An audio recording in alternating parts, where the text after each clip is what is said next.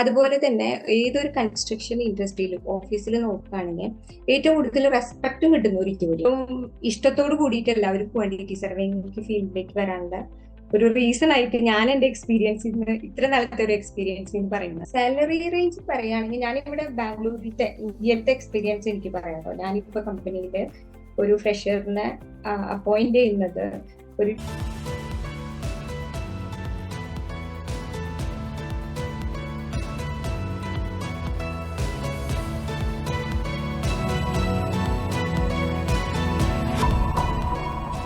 Good morning.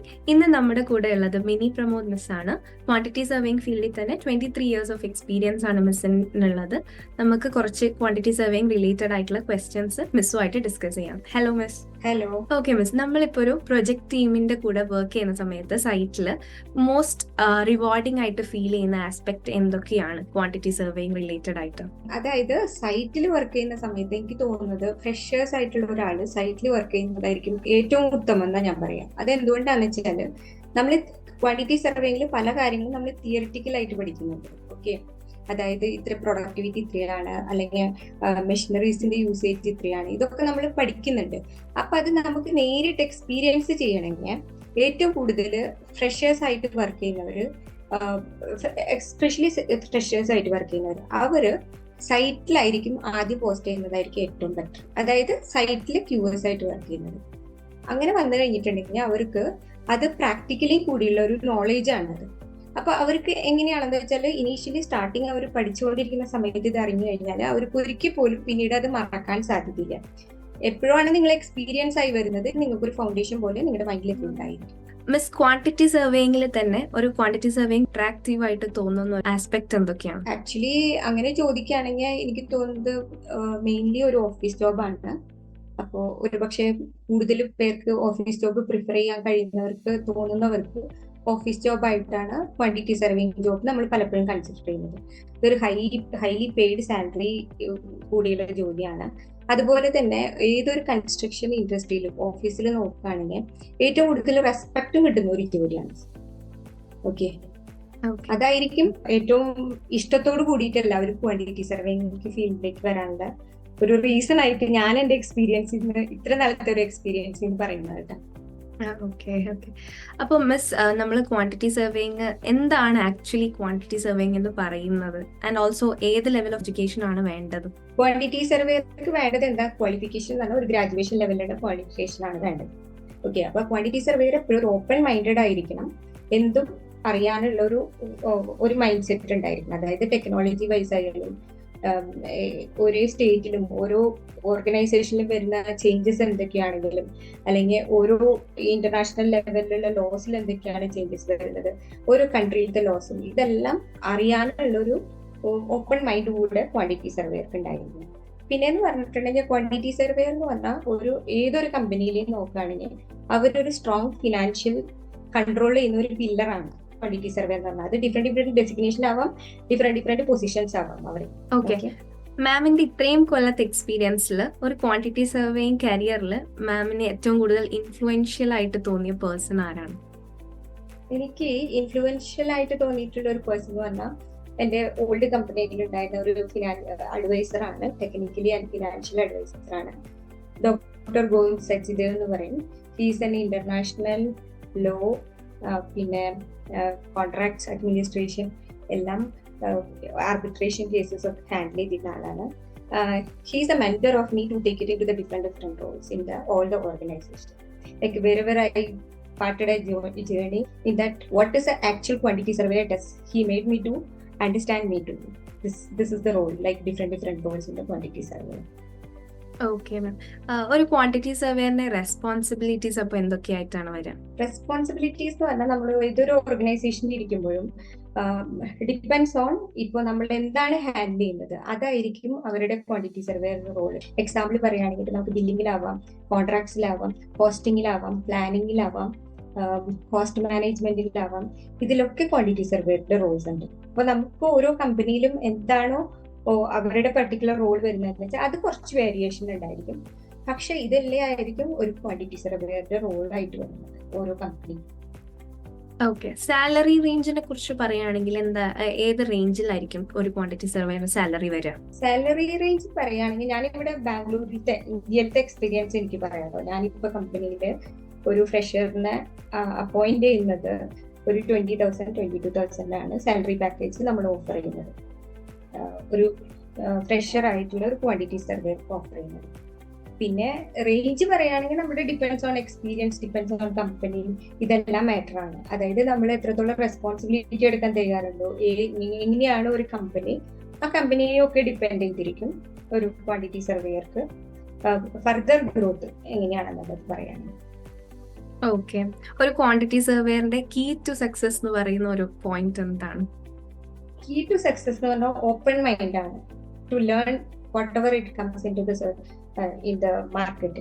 അതായത് ഞാൻ പറഞ്ഞല്ലോ, ടെക്നോളജി വൈസിൽ അറിഞ്ഞിരിക്കണം പല കാര്യങ്ങളും, അല്ലെങ്കിൽ എന്തൊക്കെയാണ് മാർക്കറ്റിൽ വരുന്ന ചേഞ്ചസ് എന്നുള്ളത് അറിഞ്ഞിരിക്കണം.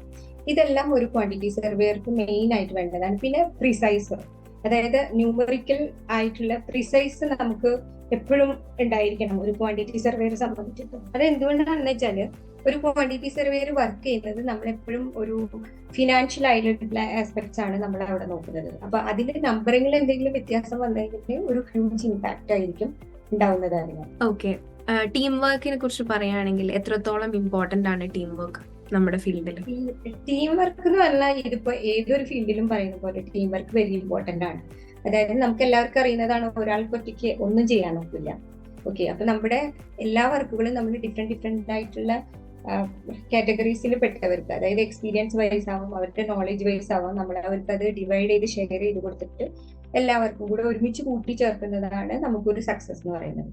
അത് ക്വാണ്ടിറ്റി സർവേയിൽ മാത്രമല്ല, ഏതൊരു ഫീൽഡിൽ നോക്കുകയാണെങ്കിലും അത് തന്നെയായിരിക്കും ഒരു സക്സസ് എന്ന് പറയുന്നത്.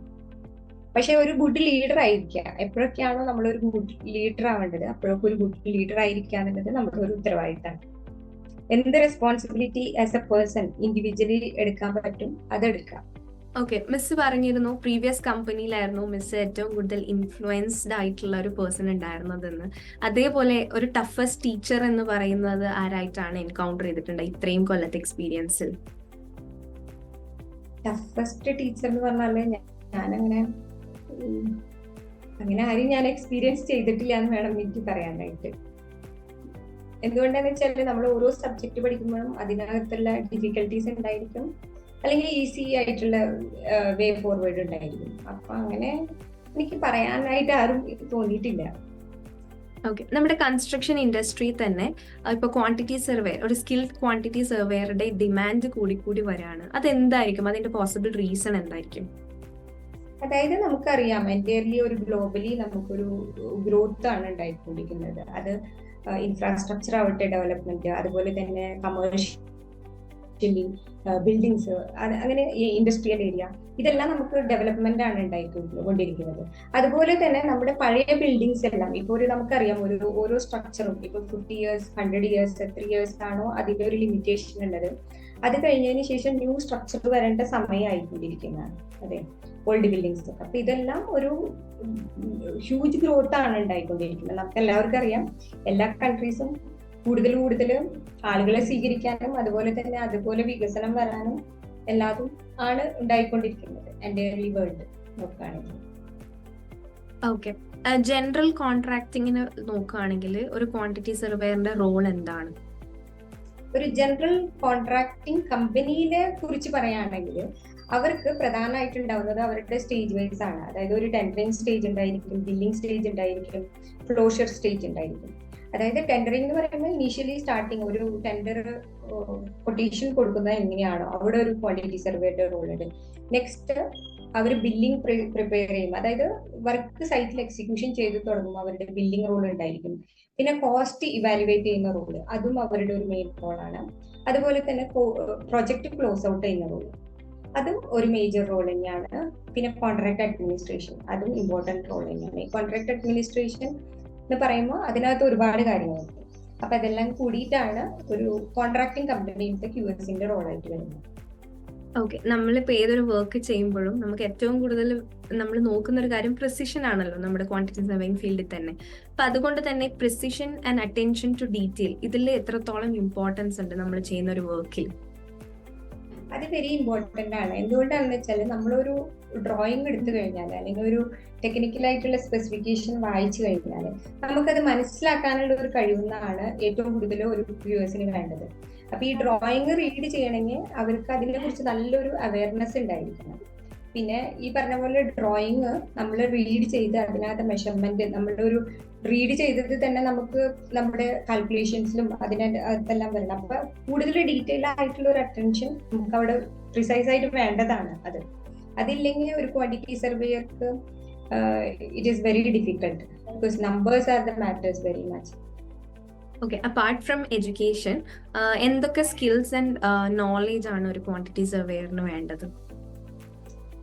ഞാൻ പറയുകയാണെങ്കിൽ ലാംഗ്വേജിൽ കുറച്ച് അറിവുണ്ടായിരിക്കണം. എന്തുകൊണ്ടാന്ന് വെച്ചാൽ നമ്മൾ കോൺട്രാക്ട്സ് എല്ലാം ഹാൻഡിൽ ചെയ്യുന്ന സമയത്ത് പലതും നമ്മൾ നെഗോഷിയേഷൻ പാർട്ടായിട്ടും അല്ലെങ്കിൽ നമ്മുടെ മെയിൽ കമ്മ്യൂണിക്കേഷൻ ഇതെല്ലാം പ്രോപ്പർ ആയിട്ട് നമുക്ക് എന്താണ് കമ്മ്യൂണിക്കേറ്റ് ചെയ്യേണ്ടത് അത് കമ്മ്യൂണിക്കേറ്റ് ചെയ്യാനുള്ള ഒരു കഴിവ് ഒരു ക്യൂഎസിന് വേണം. അപ്പോൾ ഒരു ലാംഗ്വേജ് നമുക്ക് എന്ത് ലാംഗ്വേജ് ആണോ ആ പർട്ടിക്കുലർ കൺട്രിയിൽ യൂസ് ചെയ്യുന്നത്, ആ കമ്മ്യൂണിക്കേഷന് വേണ്ടി യൂസ് ചെയ്യുന്നത് അതിനെ കുറിച്ചിട്ട് കുറച്ച് നോളേജ് ഉണ്ടായിരിക്കാം, കുറച്ച് നന്നായിട്ട് നോളേജ് ഉണ്ടായിരിക്കാം അതിനെ കുറിച്ചിട്ട്.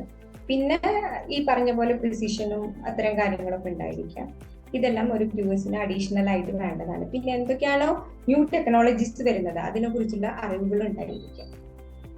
ഓക്കെ, കോസ്റ്റ് എസ്റ്റിമേഷൻ എത്രത്തോളം ഇമ്പോർട്ടന്റ് ആണ് ഒരു ക്വാണ്ടിറ്റി സർവേയിങ് ഫീൽഡിൽ? കോസ്റ്റ് എസ്റ്റിമേഷൻ എന്തുകൊണ്ടാണ് ഇത്രത്തോളം ഇമ്പോർട്ടൻസ് എന്ന് പറയുന്നത് എന്ന് വെച്ചാൽ നമ്മളൊരു കമ്പനിയിൽ എന്തെങ്കിലും ഒരു പ്രൊജക്ട് സ്റ്റാർട്ട് ചെയ്യണമെങ്കിൽ നമ്മളെല്ലാം എല്ലാ നമ്പേഴ്സും എല്ലാതും sales including sales to till handing over കസ്റ്റമറുടെ സാറ്റിസ്ഫാക്ഷൻ വരയ്ക്കുള്ളതെല്ലാം നമ്മുടെ ഈ നമ്പറിനെ ഡിപ്പെൻഡ് ചെയ്തിട്ടാണ് ഇരിക്കുന്നത്. അതായത് നമ്മൾ എന്ത് നമ്പർ കൊടുക്കുന്നോ അതിന്റെ ഒരു പെർസെൻറ്റേജ് ആണ് അവരുടെ പ്രോഫിറ്റ് ആയിട്ട് കമ്പനി ആഡ് ചെയ്യുന്നത്. ഈ കൺസ്ട്രക്ഷൻ ഇത്രയാണ് കോസ്റ്റ് വരുന്നതെന്ന് വെച്ചാൽ അതിന്റെ ഒരു പർട്ടിക്കുലർ പെർസെൻറ്റേജ് ഓഫ് പ്രോഫിറ്റ് ആണ് കമ്പനി ആഡ് ചെയ്തിട്ടാണ് സെല് ചെയ്യുന്നതും അല്ലെങ്കിൽ കംപ്ലീഷൻ ചെയ്യുന്നതും പ്രോജക്റ്റ് കംപ്ലീഷൻ ചെയ്യുന്നതും ഇതെല്ലാം.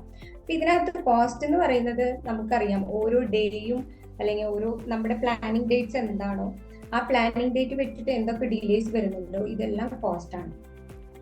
അപ്പൊ കോസ്റ്റിങ്ങിന് വെരി ഇമ്പോർട്ടന്റ് ആണ് ഒരു ക്വാണ്ടിറ്റി സർവേയെ സംബന്ധിച്ചിടത്തോളം നോക്കേണ്ടത്. ഓക്കെ, കോസ്റ്റ് എസ്റ്റിമേഷൻ പോലെ തന്നെ ഇമ്പോർട്ടൻ്റ് ആയിട്ടുള്ള ഒരു കാര്യമാണ് റിസ്ക് മാനേജ്മെന്റ് എന്ന് പറയുന്നത്. അപ്പൊ അതും നമ്മുടെ ക്വാണ്ടിറ്റി സർവേയിലുള്ള ഇമ്പോർട്ടൻസും ഒന്ന് അതിനെപ്പറ്റി ഒന്ന് ബ്രീഫ് ചെയ്യാൻ പറ്റും? അതെ, റിസ്ക് മാനേജ്മെന്റ് ഇപ്പൊ ഞാൻ പറഞ്ഞു വന്നല്ലോ റിസ്ക് മാനേജ്മെന്റിനെ പറ്റിയിട്ട്. അതായത് നമ്മൾ ഓരോ ഡിലേസ് വരുമ്പോഴും നമുക്കതെല്ലാം നമ്മുടെ കോസ്റ്റ് ആയിട്ടാണ് ഇംപ്ലിക്കേഷൻ ചെയ്യുന്നത്. പിന്നെ അതുപോലെ തന്നെ നമ്മുടെ ആർബിട്രേഷൻ ഉണ്ടാവാം, നെഗോഷിയേഷൻ സ്കിൽ ഉണ്ടാവാം. ഇതെല്ലാം നമ്മുടെ ഇതിനകത്ത് റിസ്ക് മാനേജ്മെന്റിനകത്ത് നമ്മൾ കൺസിഡർ ചെയ്യേണ്ട ഫാക്ടറാണ്. അത് ഒരു പക്ഷേ നമ്മുടെ മെറ്റീരിയൽ സപ്ലൈ തുടങ്ങിയിട്ട് എന്തൊക്കെയാണ് നമ്മുടെ initial to end of the project material supply തുടങ്ങിയിട്ട് ഡിലേ വന്ന എന്താണ് ഓൾട്ടർനേറ്റീവ് ഓപ്ഷൻ, ലേബറിന്റെ ഒരു സ്ട്രൈക്ക് വന്ന എന്താണ് നമ്മൾ ഓൾട്ടർനേറ്റീവ് ആയിട്ടുള്ള ഓപ്ഷൻ ആയിട്ട് വെച്ചിരിക്കുന്നത്. അപ്പൊ ഇത്തരം കാര്യങ്ങളൊക്കെ റിസ്ക് മാനേജ്മെന്റിൽ വരുന്നതാണ്. ക്വാണ്ടിറ്റി സർവേയർ എപ്പോഴും അലേർട്ട് ആയിരിക്കണം. എന്തൊക്കെയാണോ വരുന്ന ഇംപ്ലിക്കേഷൻസ് അതെല്ലാം ഓവർകം ചെയ്യാനും വിതിൻ ദ ടൈം ലിമിറ്റിലും വിതിൻ ദ കോസ്റ്റിനകത്തും ഇത് രണ്ടും കൂടെ ചെയ്യാനുള്ള ഒരു കഴിവ് ക്വാണ്ടിറ്റി സർവേയർക്ക് ഉണ്ടായിരിക്കണം. ഓക്കെ, ആക്ച്വലി ഒരു ക്വാണ്ടിറ്റി സർവേയർ ഹാൻഡിൽ ചെയ്യുന്ന ടാസ്ക് ആൻഡ് ആക്ടിവിറ്റീസ് എന്തൊക്കെയാണ്? ടാസ്ക് എന്ന് പറയുമ്പോൾ ഒരു ഇനീഷ്യൽ സ്റ്റേജ് ആണെങ്കിൽ ഇപ്പോൾ ഒരു പക്ഷേ ഒരു ഫ്രഷർ ആയിട്ടുള്ള ഒരു ക്വാണ്ടിറ്റി സർവേയർക്ക് നമ്മൾ കൊടുക്കാൻ സാധാരണ ഒരു ഡ്രോയിങ് റീഡ് ചെയ്യാനും അതിന് ക്വാണ്ടിറ്റി ടേക്ക് ഓഫ് ചെയ്യാനാണ്. നെക്സ്റ്റ് ലെവലിൽ വരുമ്പോൾ അവർക്ക് അതിന്റെ റേറ്റ് എങ്ങനെയാണ് അനലൈസ് ചെയ്യുന്നത്, റേറ്റ് എങ്ങനെയാണ് കണ്ടുപിടിക്കേണ്ടത് അതിനെ കുറിച്ചുള്ള ഡീറ്റെയിലിംഗ് ആയിരിക്കും ഒരു ക്വാണ്ടിറ്റി സർവേയർ കൊടുക്കാം. നെക്സ്റ്റ് വരുന്നത് പ്ലാനിങ് വരും, മെറ്റീരിയൽ പ്രൊക്യൂർമെന്റ് വരും, കോൺട്രാക്ട് ഫൈനലൈസേഷൻ വരും, പിന്നെ ബില്ലിംഗ് വരും. ഇതെല്ലാം അല്ലെങ്കിൽ വാല്യൂ എഞ്ചിനീയറിംഗ് വരും. ഇതെല്ലാം നെക്സ്റ്റ് സ്റ്റേജിൽ ഒരു ക്വാണ്ടിറ്റി സർവേയർക്ക് നമ്മൾ ഡിഫറെന്റ് റോളായിട്ട് നമുക്ക് അവർക്ക് സ്റ്റേജ് ബൈ സ്റ്റേജിൽ പറഞ്ഞു കൊടുക്കാൻ പറ്റുന്ന കാര്യങ്ങൾ.